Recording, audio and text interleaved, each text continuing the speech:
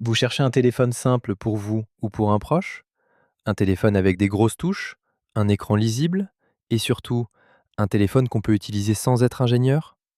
Alors restez jusqu'au bout, parce que dans cette vidéo, je vous donne mon top 3 des meilleurs téléphones pour seniors en 2026.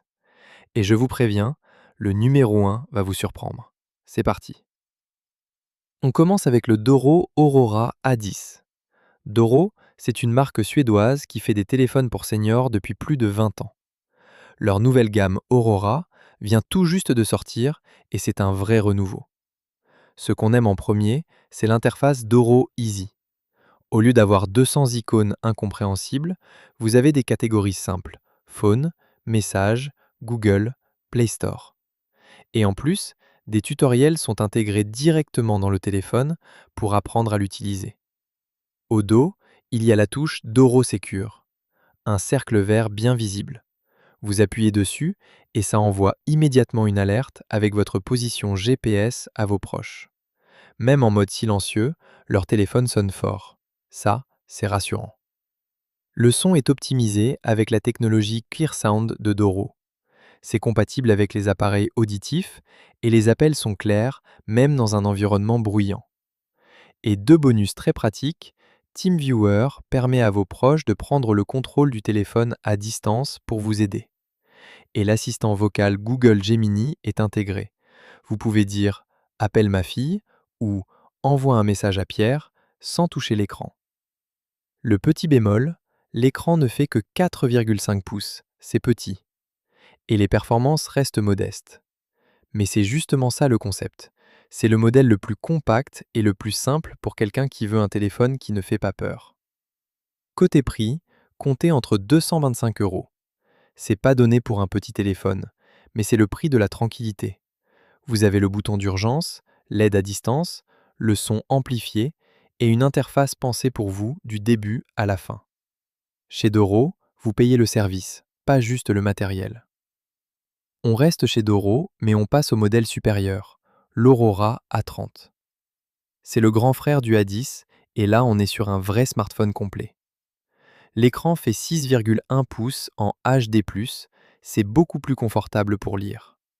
Les icônes sont grandes, le texte est agrandi, et si vous avez des problèmes de vue, c'est le jour et la nuit par rapport au A10. Côté photo, c'est un vrai saut en avant.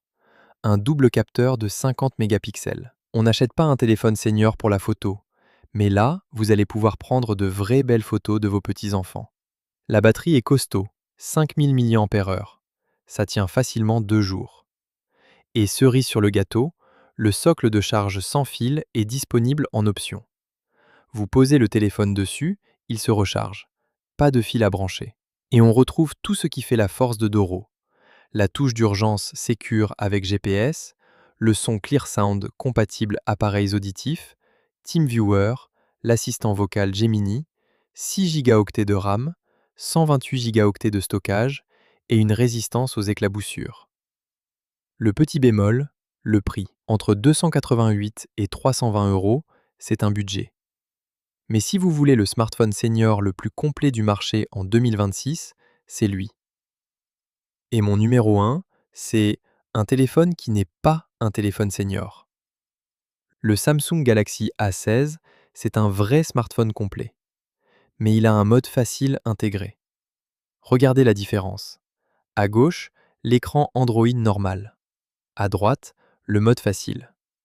Quand vous l'activez, les icônes deviennent énormes, le texte s'agrandit partout et vos contacts favoris sont en accès direct en un seul clic.